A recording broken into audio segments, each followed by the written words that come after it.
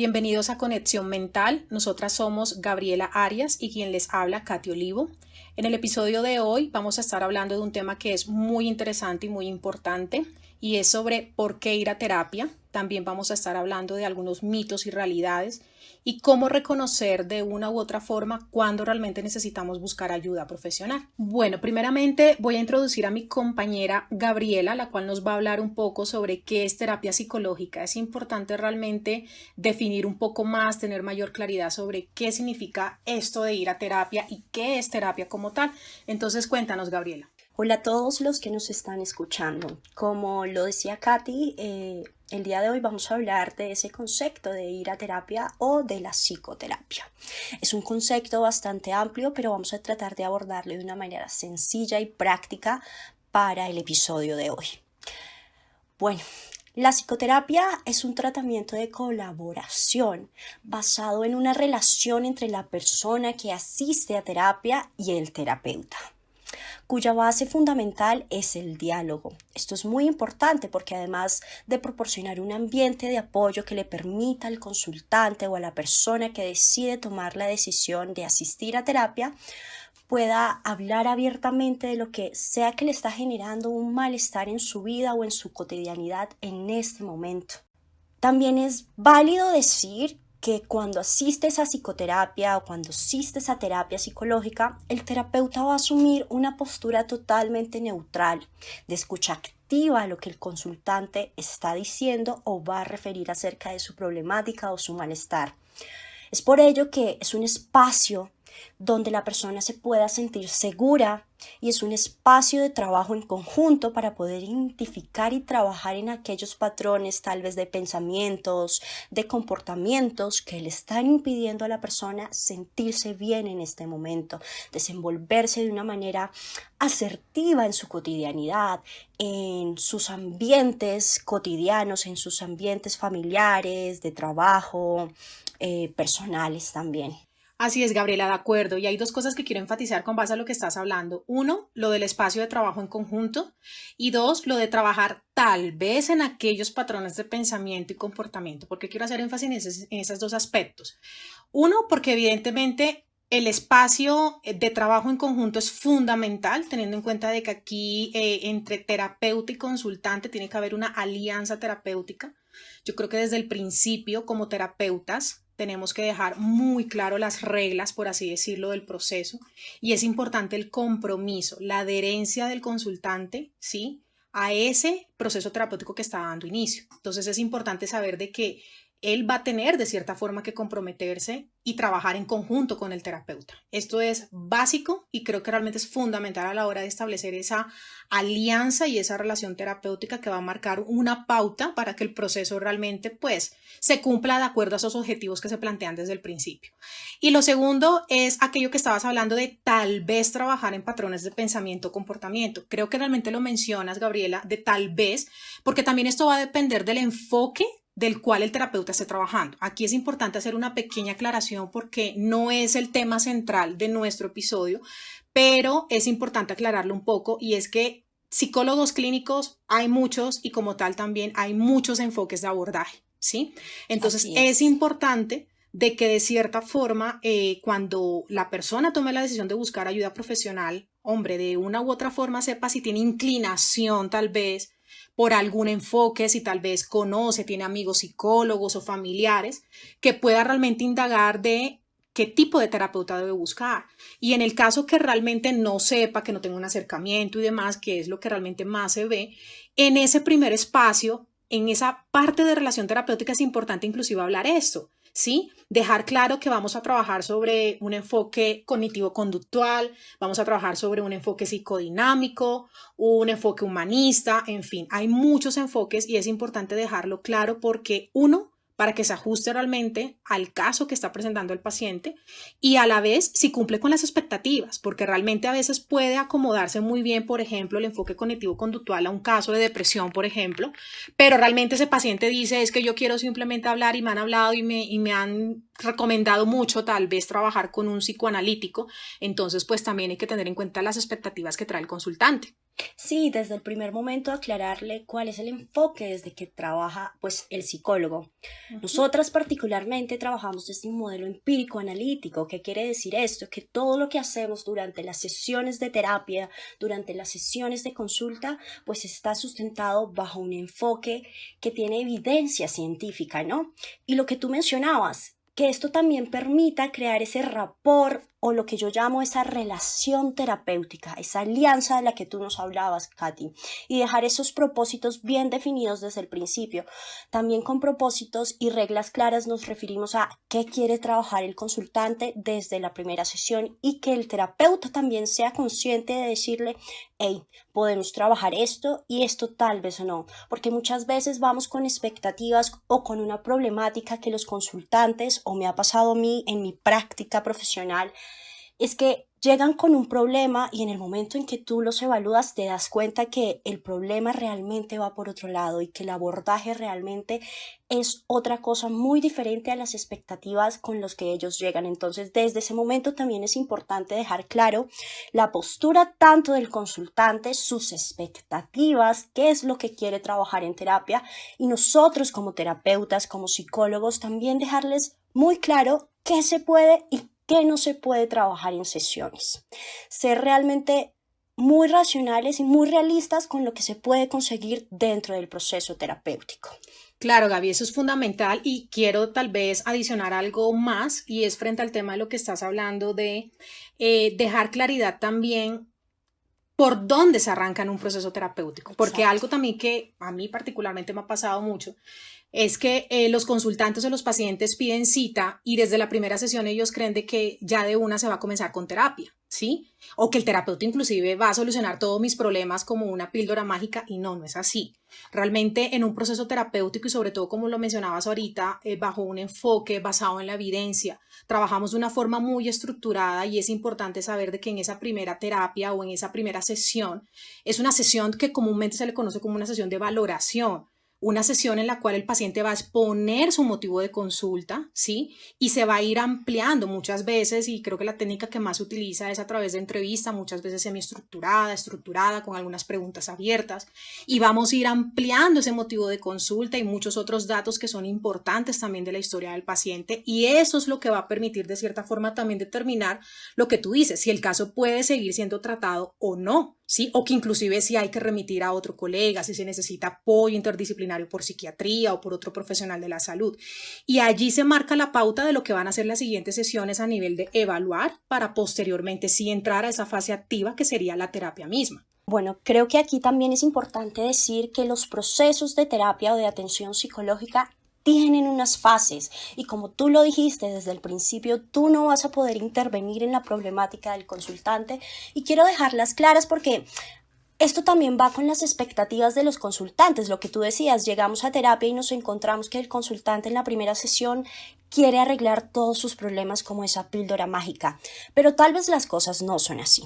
Un proceso de atención tiene fases que son secuenciales, es decir, que una viene después de la otra y la primera fase es la que Katy nos refería, la fase de valoración. Posteriormente viene una fase de evaluación donde precisamente recolectamos mayor información o ampliamos toda esa información que el consultante nos dio en esa primera fase de valoración, con el fin de ¿qué? De analizar esa información y poder plantear un adecuado plan de intervención. Después de esta fase de evaluación viene una fase de intervención. Aquí en esta fase de intervención se ponen en práctica todas estas estrategias particulares para la problemática de mi consultante con el fin de poder ayudarlo con su problemática. Y finalmente viene la fase de seguimiento. La fase de seguimiento es verificar si durante el tiempo esos cambios que conseguimos durante la fase de intervención pues se mantienen a lo largo de las sesiones y no solo de las sesiones sino por fuera de ellas y a lo largo del tiempo y de la vida cotidiana del consultante que asiste. Además, algo que es importante y debemos mencionar creo que muchos consultantes tienen ese miedo de qué es lo que hablo en terapia y si lo que yo hablo en terapia va a ser comunicado por fuera de las sesiones, y la verdad es que no. Todo lo que se habla en terapia con el terapeuta es de carácter totalmente confidencial, es decir, que no va a salir de terapia o del espacio de sesión del terapeuta y del consultante, ¿no? Por lo menos acá en Colombia se maneja así. Pero hay algunas excepciones claramente, y estas excepciones, según el código que a nosotros los terapeutas nos rige en Colombia, son las siguientes. La primera es cuando la vida del consultante corra peligro, cuando la vida también de una tercera persona corra peligro o cuando un ente judicial pues lo solicite. Claro que sí, Gaby, estoy totalmente de acuerdo contigo y creo que esto era importante dejarlo claro desde el principio, ¿sí? Y esto nos va a permitir también de cierta forma irnos adentrando un poco más al tema de hoy, y es ya teniendo claro lo que es terapia, cómo realmente podemos tener en cuenta esas posibles fases que se van a dar en medio del proceso. También es importante ir identificando cuáles pueden llegar a ser esos beneficios de ir a terapia, ¿sí? Y podemos decir que ir a terapia puede servir para muchas cosas, porque realmente pues es un espacio realmente muy enriquecedor donde se pueden avanzar, aprender, autoconocerse y muchas cosas que pueden ser beneficiosas. Pero si comenzamos a mencionarlas una a una, ¿cuáles consideras tú que tal vez pueden llegar a ser los principales beneficios? Yo creo que uno de los principales beneficios de asistir a terapia es que le permite al consultante o a la persona empezar a conocerse a sí mismo. Y con conocerse a sí mismo también es empezar a conocer esos patrones de comportamiento que asume, esas acciones que asume ante diferentes situaciones, los pensamientos y las emociones que les desencadena ciertos eventos importantes en su vida, ciertas situaciones, ciertas personas, ciertos contextos particulares, así como también identificar qué está mal y por qué está mal en la vida cotidiana del consultante, ¿no? ¿Qué es lo que está fallando? ¿Qué es tal vez con lo que no se siente cómodo? ¿Qué es tal vez lo que quiere trabajar? Así es. Es como reconocer más claramente aquello que me está generando malestar, ¿sí? Y volvemos y repetimos también frente al enfoque en el que trabajamos, es comenzar a reconocer claramente esos pensamientos, ¿sí? Cómo influyen en nuestras emociones, porque es importante tener esa realidad como muy clara.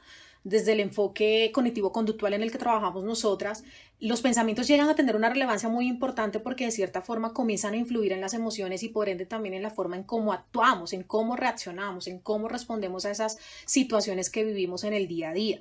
Entonces, reconocer esto de cierta forma también nos va a ayudar a ser un poco más autocompasivos y hace parte de esos beneficios que también se pueden lograr en terapia, y es comenzar a recuperar un poco más ese amor propio, trabajar en la autoestima, encontrar precisamente como lo hablábamos en el episodio anterior, ese estado de bienestar que de cierta forma se ha perdido y a la larga es lo que me ha llevado a buscar ayuda, y es encontrar un poco ese balance emocional, ese equilibrio que en algún momento sentimos que se ha perdido en la vida, y es lo que lleva a la persona a buscar pues ayuda profesional.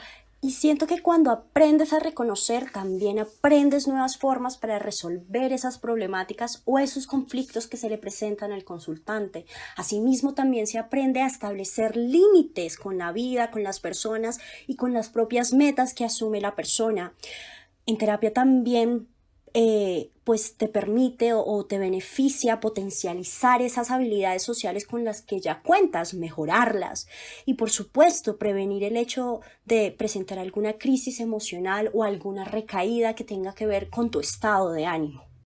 Sí, totalmente de acuerdo, Gaby. Realmente son muchos los beneficios como lo estás hablando tú, y yo creo que podríamos comenzar acá a ejemplificar un poco entonces que todas estas cosas que hemos estado hablando de aquellos beneficios que nos puede traer el hecho de asistir a terapia, de cierta forma podríamos pensarlo como un iceberg. Ustedes saben que un iceberg es un pedazo de hielo bien grande en el mar y que muchas veces de pronto lo hemos visto en películas y demás. Se ve muchas veces una pequeña punta, ¿sí? Y aquello que se ve es lo que creemos que es lo más importante, pero resulta que lo que está sumergido de ese iceberg tal vez es lo más grande, lo más problemático y lo que puede llegar a acarrear inclusive grandes problemas, ejemplificando con una embarcación que se choque con ese iceberg. Y realmente en terapia muchas veces podemos pensar en que esa pequeña parte que se ve es la punta de ese iceberg. Y tiene que ver con lo que tú hablabas ahorita de que muchas veces los consultantes llegan y ellos creen de que ese motivo de consulta es el real problema. Pero resulta muchas veces que a través del mismo proceso de evaluación van surgiendo y van saliendo a relucir una cantidad de cosas que de cierta forma es la real problemática o lo que está ahí en el origen, en la base y que está mostrando realmente la sintomatología que el paciente considera que es el único problema que tiene. Entonces es muy importante también verlo de esa forma, que de cierta manera ir a terapia es beneficioso porque podemos llegar con ciertas creencias, con ciertas etiquetas, con ciertas emociones que me están generando malestar, pero pueden haber muchas cosas más de base, necesidades que a la larga pueden estar descompensadas y que son necesidades reales y que valen la pena de cierta forma poderlas trabajar precisamente para lo que tú hablabas, generar ciertos recursos, estrategias y herramientas que sean mucho más saludables a la hora de afrontar diferentes situaciones que vamos viviendo en el día a día. Exacto, ir a terapia nos va a permitir conocer qué hay a profundidad en ese iceberg, qué hay más allá de lo que la persona está mostrando con su comportamiento, qué hay más allá de su historia, ¿no? Porque en terapia también abordamos en eso, en la historia de vida, en la historia de aprendizaje de ese consultante y de ahí también podemos recolectar información para ampliar ese motivo de consulta, para ampliar eso que en primera medida el consultante quiere trabajar. Así es, Gaby. Entonces, en este punto yo creo que podemos ir profundizando un poco más y dar pie a otra temática que era importante, como lo mencionamos al principio, y es de que aquí nos queda claro de que hay muchos beneficios para ir a terapia, pero también una realidad que vivimos, y creo que todos lo vivimos tanto del lado de terapeutas como de las personas que buscan ayuda, es precisamente de que creo que somos un poco más conscientes que es importante buscar ayuda profesional y priorizar la salud mental, ¿sí? Sin embargo, hay muchos tabúes, muchos mitos, ¿sí? Que considero son importantísimos hablarle y creo que es parte de los objetivos de este episodio. Y es que además ahora tenemos tanta información que nos está llegando continuamente por redes, en la calle, por nuestros conocidos, que tanta información a veces puede desinformar. Entonces vamos a hablar precisamente de esos mitos y esas realidades de ir al psicólogo, irlas aclarando un poco en este podcast. Así es, y bueno, hay muchos mitos. Aquí vamos a tratar de tal vez de hablar de aquellos que más hemos escuchado nosotras también como terapeutas y los más comunes que escuchamos en el voz a voz. Uno de los mitos principales que a veces se ha escuchado es que ir al psicólogo es de cobardes. ¿Tú qué piensas, Gabriela? Yo siento que por el contrario, ir al psicólogo es de valientes porque tomar la iniciativa y tomar la decisión de decir algo está pasando en mi vida que me está afectando y que en este momento no sé cómo manejarlo yo solo y necesito ayuda, es una decisión muy importante para la persona que le permite responsabilizarse de su bienestar y de la problemática que está pasando o aconteciendo en ese momento en su vida. También otro de los mitos con los que frecuentemente pues nos encontramos cuando llegan las personas a sesión y nos dicen como, es que yo no había tomado la decisión porque es que venir al psicólogo es para locos. Y esto no es así. Sí, totalmente. Yo creo que es de los mitos más comunes que se escuchan precisamente de que me van a estigmatizar porque es que yo no estoy loco, entonces ¿para qué voy a ir al psicólogo? Y realmente la realidad aquí sería de que un malestar emocional o cualquier problema que tú no sepas cómo resolver, pues no te define y eso te puede llevar a buscar ayuda profesional. Además, aquí es algo importante también aclarar y es que esa palabra loco o loca es una palabra muy estigmatizante. Es una etiqueta que de cierta forma genera algo muy fuerte y que utilizamos muchas veces a la ligera sin saber realmente lo que es. Esta palabra tiene una magnitud muy, muy grande. Muy amplia. Muy amplia, así es. Entonces, de cierta forma es entender de que si bien es cierto que desde psicología clínica se atienden casos de alto nivel de complejidad en salud mental, porque sí se atienden casos tales como esquizofrenia, trastornos delirantes, etcétera, con alta frecuencia lo que más se atiende son casos de otras índoles y de otras sintomatologías, como problemas emocionales, como problemas adaptativos, como que no sé resolver esto, no me hallo, quiero trabajar en mi autoestima, ¿sí? Además que hay que recordar que todo aquello que te genere malestar mental o emocional es válido para ir al psicólogo y no te indica o te etiqueta como una persona loca. Además, creo que la etiqueta también trae consigo un peso emocional bastante grande y no necesariamente tú tienes que sufrir de un trastorno psicológico para asistir al psicólogo. También puedes ir al psicólogo para potencializar esas habilidades con las que ya cuentas, esas habilidades que ya tienes en este momento en tu vida. No tienes que tener un trastorno para tomar la decisión de ir a terapia. Asimismo, puedes ir cuando los acontecimientos que estén pasando en tu cotidianidad te superen y no sepas cómo reaccionar de una manera tal vez más efectiva o asertiva ante ellos. Así es, Gabriela. Y podemos pensar también que hay otros mitos, por ejemplo, el hecho de pensar de que ir al psicólogo es cosa de tontos, ¿sí? Y que tal vez no lo necesito porque el tiempo, como muy bien nos los han dicho a veces desde niño lo hemos escuchado, el tiempo lo cura todo. Y esto realmente creo que es un mito bastante grande. Yo creo que no se debe subestimar el dolor ni el proceso de nadie. Y si bien el tiempo nos puede permitir adquirir nuevas creencias, adquirir nuevas estrategias, si tú no empiezas a hacer o si tú no tomas acciones frente a cómo te sientes, las cosas no van a cambiar. Así es. Y bueno, y analizando o hablando más de los mitos, otro mito que pues tenemos acá en el tintero, porque lo hemos escuchado mucho, es para qué ir a terapia si no lo necesitas. Eso yo creo que es muy común escucharlo en el voz a voz. Realmente, ¿qué podemos decir de esto de para qué ir a terapia si realmente pues no lo necesito tanto? Yo creo que es muy importante que los consultantes o las personas que toman esa decisión de asistir a terapia sepan que no tienen por qué justificarle a nadie por qué toman la decisión, por qué están asistiendo al psicólogo, por qué están yendo a terapia. Así como uno va tal vez al médico cuando uno presenta una gripe o un dolor físico, también puedes ir a terapia cuando presentas dolor emocional. Así es, y ahora que estás hablando de que si yo tengo gripa o si tengo una tos que llevo mucho tiempo y no se me ha curado, voy donde el médico, acá realmente es bueno como hablar también de un mito que es muy común, Gaby, y es mejor buscar ayuda médica porque un psicólogo a la larga no me conoce, entonces ¿cómo me va a ayudar? Y eso es un mito que se escucha también mucho frente a este tema de que tal vez la ayuda médica es más valiosa. Y aquí la realidad o lo que hay que tener en cuenta es que el médico tampoco te conoce, ¿sí? Y aún así tú lo buscas en el momento en que consideras que hay algo físico que realmente necesitas ir a tratarte con un médico. Entonces, de igual forma es con un psicólogo, por supuesto que no te conoce, pero para eso se lleva también, como hablábamos al principio, un tratamiento o un proceso terapéutico dividido en diferentes fases y primeramente está esa fase de valoración inicial para explorar precisamente y de forma detallada tu motivo de consulta, esa sintomatología que te lleva a buscar ayuda para dar así un adecuado manejo del caso.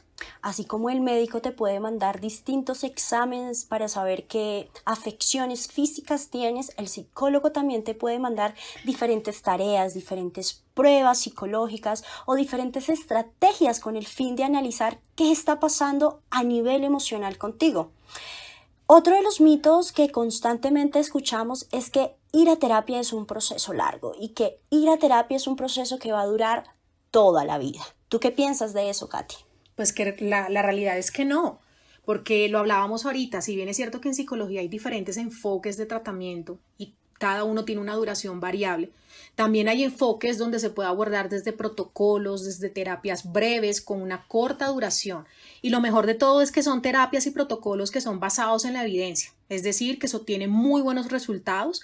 Por supuesto, todo en conjunto con la labor del terapeuta, como lo hemos dicho desde el principio, es un trabajo en conjunto, de colaboración mutua, en el que inclusive yo le digo siempre a mis pacientes de que casi el 80% del trabajo es de ellos, porque realmente un proceso terapéutico se va a avanzar en la medida que el paciente realmente se comprometa con su proceso, tenga el compromiso realmente de poder salir un poco de la zona de confort, porque de cierta forma se van a desacomodar, sí.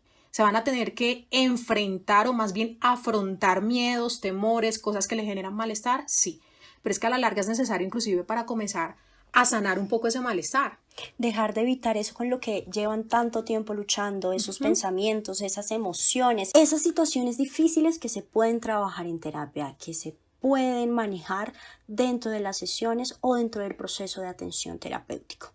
Asimismo, encontramos constantemente este mito de que ir a terapia es una píldora mágica y que cuando voy a terapia me voy a curar de forma inmediata y no voy a tener más problemas o no me voy a sentir emocionalmente mal. Así es, y yo creo que lo hablábamos al principio, ¿sí? Esto es algo muy, muy común de que ya si voy a terapia no va a tener más problemas y todo se me va a solucionar y no, no es así. Es esencial tener en cuenta que un proceso psicoterapéutico no es una píldora mágica o una solución inmediata. Lo habíamos hablado ahorita, es un proceso que requiere tanto la participación y compromiso del consultante como del profesional tratante. Incluso muchas veces este proceso no es lineal, se puede llegar a tener altos y bajos, pero hace parte del proceso mismo. Lo importante yo creo que acá es la constancia.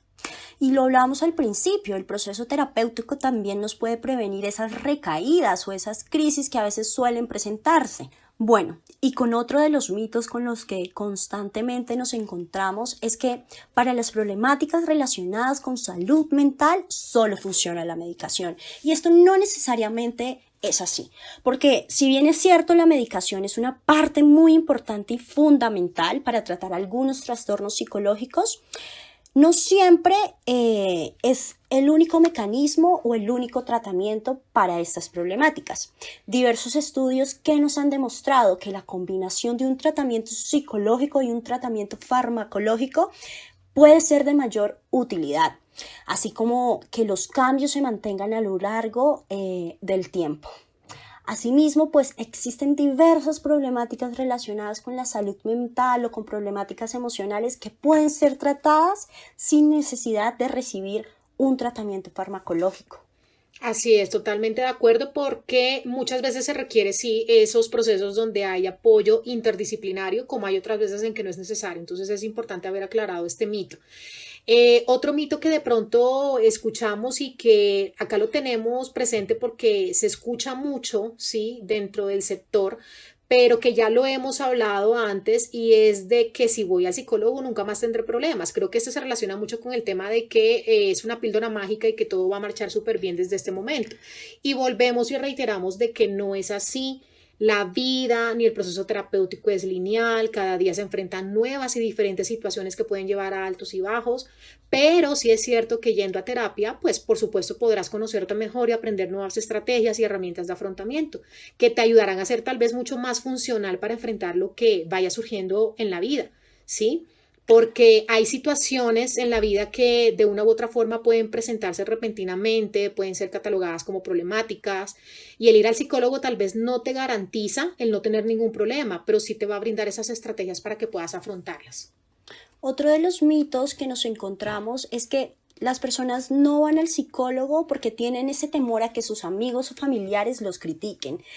Antes lo mencionaba, no tenemos por qué justificar que estamos asistiendo al psicólogo, ya que un servicio de salud mental, como cualquier otro servicio, puede tener algunos tabúes y prejuicios al respecto, ¿no? Pero es la decisión de la persona si ir o no, no es la decisión de nadie más. Así como también es la decisión del consultante si quiere compartirlo con sus amigos, con sus allegados, con sus familiares. Las críticas en este momento o en ese sentido pueden pasar a un segundo plano. ¿Por qué? Porque lo más importante es priorizar la salud mental, priorizar la salud emocional, así como también priorizamos la salud física. Otro de los mitos que nos encontramos dentro del colegaje o dentro de los propios psicólogos es que nosotros como psicólogos no necesitamos ir a terapia, no necesitamos acudir a otro psicólogo porque supuestamente ya contamos con las habilidades, con las herramientas necesarias para afrontar las problemáticas que se den en nuestra cotidianidad o en nuestra vida. No necesariamente es así, porque así como un médico, un odontólogo va a terapia, va a donde otro médico, va a donde otro odontólogo, nosotros como psicólogos también podemos asistir a terapia psicológica. Así es, Gabriela. Y otro mito muy común que escuchamos en el voz a voz es el psicólogo va a leer mi mente, ¿sí? Como quien dice, somos adivinos. Sí. Pero a la larga, la realidad no es así. Gran parte del trabajo que realizamos en terapia depende de la comunicación verbal y no verbal, es decir, de ese comportamiento del consultante en sesión. Así que no, el psicólogo no va a leer tu mente, va a basarse en la información que tú le transmites, ¿sí? En esa terapia, en esa sesión que vas a llevar a cabo para poder hacer un análisis particular de tu caso. Además de ello, puede utilizar otros recursos con el fin de recolectar información que le permita analizar y plantearte un adecuado plan de intervención. Recursos tales como pruebas psicológicas, que por supuesto deben ser siempre estandarizadas para la problemática específica que presente el consultante. Se puede también medir conductas por medio de la observación, dejar tareas como registros de conducta, así como otras formas de evaluación que estén validadas para el caso en particular. Así que como nos damos cuenta con esta realidad, ese mito de que va a leer mi mente, no somos adivinos. Vamos a partir mucho de esa información que tú nos puedas brindar también como consultante. Y además de la información es del compromiso, por lo que Katy mencionaba, las tareas, las observaciones, los registros que se dejan de conducta. Si el consultante no tiene el compromiso, la motivación para hacerlo, pues de esa manera vamos a tener muy poca información que analizar y muy poca información con la cual trabajar como psicólogos durante el proceso. Finalizando esta sección de los mitos, otra de las creencias con las cuales nos encontramos es que todo proceso psicológico es igual. Esto no es cierto. La realidad es que existen ciertas características particulares de cada consultante. Si bien es cierto, están estandarizadas algunas características para ciertas problemáticas o trastornos, los procesos psicológicos dependen de las características propias de la persona, del consultante. Ningún proceso es igual o lineal.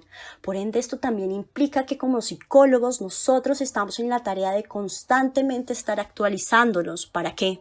Para poder elegir las mejores estrategias que estén validadas y estandarizadas y que se adecúen a las necesidades propias de cada paciente, de cada ser que consulta en la terapia psicológica. Para finalizar, queremos hablarles de las principales razones o principales causas por las que usted puede asistir a terapia o puede tomar esa decisión de decir, quiero ir al psicólogo. Sí, en este punto ya para ir cerrando un poco, hemos hablado de cosas importantes como qué es terapia, los beneficios, derribar un poco esos mitos y esos tabúes que más se escuchan en el día a día, pero ya es hora de hablar un poco sobre las reales y principales razones de las que definitivamente por qué puedo o debo asistir a terapia. Y también, al igual que los beneficios, pueden haber muchas razones, ¿sí?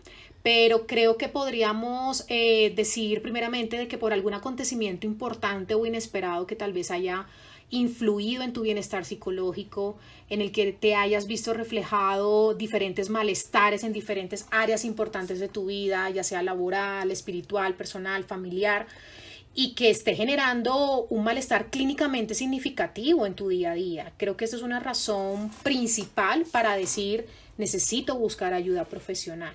También cuando identificamos algún tipo de problema de comportamiento inesperado, que tal vez ya es también visto por otras personas, ¿sí? En los momentos en que identificamos que es necesario desarrollar o potenciar mis habilidades sociales, ya que realmente pues en terapia sabemos que vamos a poder tener la oportunidad de desenvolver aún mejor ciertos ámbitos en los que se requieren poner ciertas prácticas, ¿sí?